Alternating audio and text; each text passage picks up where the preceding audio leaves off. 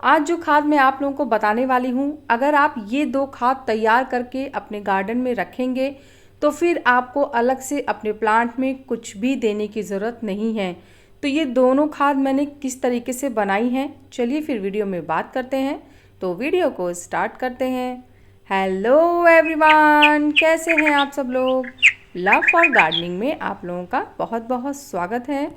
हर तरह की प्लांट की अलग अलग ग्रोथ, अलग अलग रिक्वायरमेंट होती है, लेकिन अगर हम सभी प्लांट्स के लिए एक खाद बना के तैयार कर लें, चाहे फिर वो आपके रोज़ के प्लांट हो, चाहे आपके गुड़हल के प्लांट हैं, मोगरा के प्लांट हैं, या आपके वेजिटेबल या फ्रूट्स के प्लांट हैं, मेरे कहने का मतलब है किसी भी तरीके के प्लांट के लिए एक ही खाद बना के अगर तैयार कर ली जाए और उसे ही समय समय पे दिया जाए तो ये कितना आसान हो जाएगा हम गार्डनर्स के लिए, क्योंकि हर पौधे को अलग से खुदाई करना, खाद देना उनकी मिट्टी में और उनकी केयर करना, तो मतलब बहुत सारा काम हो जाता है।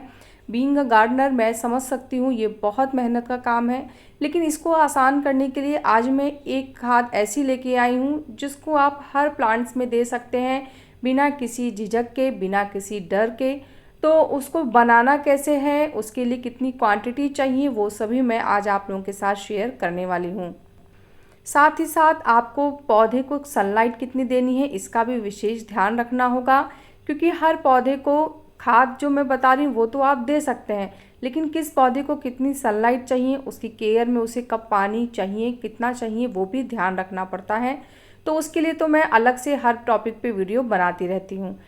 तो इस खाद को बनाने के लिए पहले मैंने एक बड़े से बाल्टी में 1 लीटर पानी लिया है, और उस 1 लीटर पानी में मैंने लगभग 1 मुट्ठी जो हमारा नीम खली होता है वो लिया है। नीम खली पाउडर में भी मिलता है और टुकड़ों में भी मिलता है, तो ये छोटे छोटे टुकड़ों वाला है। अगर आपके पास पाउडर है तो भी आप उसका इस्तेमाल कर सकते हैं। उसके बाद मैंने यहाँ पे लगभग 4 मुट्ठी वर्मी कंपोस्ट लिया है। तो वर्मी कंपोस्ट के अलावा अगर आपके पास गोबर की खाद है तो आप उसका भी इस्तेमाल कर सकते हैं, और अगर आप चाहें तो वर्मी कंपोस्ट और गोबर की खाद दोनों को आधा आधा भी ले सकते हैं। जैसे 4 मुट्ठी मैंने वर्मी कंपोस्ट लिया है तो आप 2 मुट्ठी गोबर की खाद और 2 मुट्ठी वर्मी कंपोस्ट ले लीजिए। इसके बाद अब हमें इसको ऐसे ही छोड़ देना है। थोड़ा सा इसको मिक्स कर लीजिएगा किसी स्टिक से, क्योंकि जो हमारी खाद है वो पानी में अच्छे से मिक्स हो जानी चाहिए, घुल जानी चाहिए। इसके बाद अब हम इसे कम से कम 3 दिन के लिए, अगर बहुत गर्मी पड़ रही है तो 2 से 3 दिन तक इसको भिगाएं, और अगर सर्दियों में दे रहे हैं तो कम से कम 5 दिन तक आप इसे भिगाएंगे। ऐसे ही ढक के इसको शेडी एरिया में रख देना है। देखिए ये 3 दिन बाद का अपडेट है, और मैं बीच बीच में इसको चलाती रहती थी। साथ ही साथ मैंने कुछ केले के छिलकों को भी छोटे छोटे टुकड़ों में काट के और इसी तरीके से 3 दिन पहले भिगा दिया था, और इस समय आप उसका भी रिज़ल्ट देख सकते हैं। केले के छिलके यहाँ पे लगभग 4 से 5 केले के छिलके मैंने आधा लीटर पानी में भिगा रखे हैं, और इनको भी मैंने इन्हीं के साथ ही भिगा दिया था।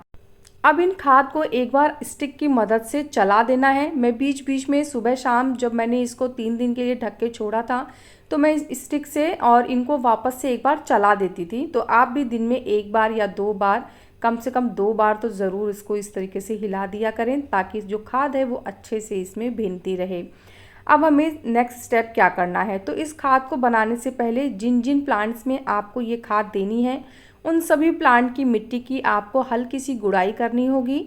जैसे ऐसी गुड़ाई करें कि आधा इंच तक की जो मिट्टी है बस ऊपरी लेयर वाली वही गुड़ाई करें, और ध्यान रखें मिट्टी बहुत गीली भी नहीं होनी चाहिए जब आप ये खाद दे रहे हों, और एकदम ड्राई भी नहीं होनी चाहिए। इस समय आप देखिए मिट्टी में हल्का सा मॉइस्चर मेंटेन है, लेकिन आपको मिट्टी कहीं से सौगी नहीं दिख रही है।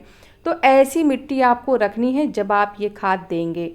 तो आपको हर प्लांट की अच्छे से गुड़ाई कर लेनी है, और आप मतलब सुबह अगर देना चाहते हैं ये खाद तो सुबह आप 5-6 बजे तक दे दें, और अगर शाम को देना चाह रहे हैं तो शाम को भी आप 6-6:30 बजे के आसपास दे दें। इससे ज़्यादा लेट मत करिएगा। तेज़ धूप में खाद नहीं देनी है, सुबह दीजिए या तो अर्ली मॉर्निंग, और या फिर शाम को दीजिए। अब बनाना कैसे है खाद को, चलिए इसके बारे में बात कर लेते हैं। तो मैंने एक अलग से एक बकेट ले लिया है, और उस एक अलग बकेट में अब मैं ये खाद डालने जा रही हूँ। तो जितनी भी हम इस खाद को ले रहे हैं, जितना भी ये खाद है, इसमें हमें 10 गुना पानी ऐड करना है। मैं जो कह रही हूँ उसको आप सोचेंगे कि ये बहुत ज़्यादा डाइल्यूट कर रही है, इतनी पतली खाद हो जाएगी, तो आप समझिए कि जो प्लांट होते हैं उनको पतली खाद दी जाती है। और अक्सर मैं वीडियोस में आप लोगों के साथ ये चीज़ शेयर करती रहती हूँ कि किसी भी प्लांट को बहुत अच्छे से डाइल्यूट करके ही खाद देनी चाहिए। अगर आप उसको पतला नहीं करेंगे तो प्लांट अच्छे से खाद को नहीं ले पाएंगे। तो कम से कम 8 गुना पानी तो डालना ही है, पर मैं तो 10 गुना पानी डालती हूँ। और नॉर्मल टैप वाटर डालना है आपको। ये जो खाद है, इस खाद से पौधे की ग्रोथ भी बहुत तेज़ी से होती है। मिट्टी में अगर कोई कीड़े हैं तो वो भी दूर हो जाते हैं, और माइक्रो न्यूट्रिएंट्स इसमें बहुत सारे हैं, तो जड़ों का विकास भी बहुत तेज़ी से होगा। जो ग्रोथ होती है वो भी काफ़ी फास्ट होगी, और फूलों और फलों की जो संख्या होती है वो भी काफ़ी बढ़ेगी। तो जैसे अगर आप इंडोर प्लांट्स में खाद दे रहे हैं तो सिर्फ आपको ये जो वर्मी कंपोस्ट और नीम की खली की जो हमने लिक्विड खाद बनाई है, आप सिर्फ इतना ही दे देंगे ना तो बहुत है। फिर आपको केले के छिलके की खाद देने की ज़रूरत नहीं है। लेकिन अगर आप यहाँ पे फूलों को और फलों को ये खाद देने जा रहे हैं तो फिर केले के छिलकों का मिलाना बहुत ज़रूरी है। क्योंकि देखिए जितना इंडोर प्लांट्स को पोटैश चाहिए उतना तो जो हमारा वर्मी कंपोस्ट या गोबर की खाद है उसमें पर्याप्त होता है। लेकिन फूलों और फलों के लिए पोटेशियम बहुत ज़्यादा मात्रा में चाहिए, जिससे उनमें काफ़ी संख्या में कलियां आएँ और फूल बने। और अगर फल के सब्जियों के प्लांट हैं तो उसमें फल और सब्जी कन्वर्ट हो। तो इस वजह से पोटैश और केले में पोटैश बहुत ज़्यादा पाया जाता है, प्रचुर मात्रा में। तो इसलिए केले के छिलके का पानी आपको देना होगा फ्रूट्स और वेजिटेबल के प्लांट को। तो जो 10 गुना पानी मैंने मिक्स किया था, जो हमने गोबर की खाद और वर्मी कंपोस्ट वाली मिक्स करके बनाई है, उसी में ये सारा जितना भी केले के छिलके का पानी था छान लिया है, और छानने के बाद मिक्स कर दिया है। ध्यान रखें छिलके बिल्कुल भी नहीं होने चाहिए। और बहुत ही बढ़िया इस समय ये खाद बनके तैयार हुई है। मैंने पहले भी ये खाद अपने प्लांट्स में दी थी, तो भी आप लोगों के साथ ये वीडियो शेयर किया था, लेकिन फिर बीच में काफ़ी गर्मी पड़ने लग गई थी। और कितनी ज़्यादा गर्मी में मैं इस तरीके की बहुत खाद अपने प्लांट्स में नहीं देती हूँ, तो इसलिए मैंने फिर से खाद बनाई है और मैं फिर से इसे देने जा रही हूँ। तो मैंने सोचा एक बार आप लोगों के साथ भी ये वीडियो ज़रूर शेयर करूँ। तो ये जो खाद है ये आप एक प्लांट्स में लगभग 250 से 300 या 400 ml तक दे सकते हैं। और इस खाद को देने के बाद कम से कम 10 दिन तक या 15 दिन तक आपको कोई और खाद देने की ज़रूरत नहीं है। फिर 15 दिन बाद आप यही खाद दोबारा से रिपीट कर सकते हैं। मतलब कहने का है कि महीने में 2 बार आपको ये खाद अपने प्लांट को देनी है। तो जितने भी आपके प्लांट हैं आप पहले समझ लीजिए, उस हिसाब से फिर क्वांटिटी को बढ़ा सकते हैं। और अगर आपके पास प्लांट्स कम हैं तो फिर आप क्वांटिटी को घटा भी सकते हैं। केले के छिलके इंडोर प्लांट्स में नहीं देने हैं, जो आपके आउटडोर प्लांट्स हैं उनमें आप केले के छिलके का पानी दे सकते हैं। इसके साथ साथ समय समय पे मिट्टी में अच्छा फंगिसाइड भी घोल के ज़रूर डालना चाहिए। इससे मिट्टी में अगर कोई फंगस वगैरह है तो वो ठीक हो जाता है। तो अगर आपके पास कोई केमिकल फंगिसाइड है तो आप मतलब फ्रूट्स के प्लांट में तो केमिकल फंगिसाइड यूज़ कर सकते हैं। खासकर जो हमारा रोज़ का प्लांट होता है उसमें तो बहुत प्रॉब्लम आती है। जो अडेनियम का प्लांट है उसमें भी फंगस की बहुत ज़्यादा प्रॉब्लम आती है।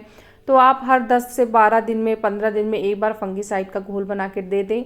और अगर आप फ्रूट्स और वेजिटेबल्स के प्लांट की बात कर रहे हैं तो फिर वहाँ पे आप हल्दी और जो हमारा दालचीनी का जो पाउडर होता है उसको आप अच्छे से पानी में घोल लीजिए। 1 लीटर पानी में 1 चम्मच बहुत हो जाएगा।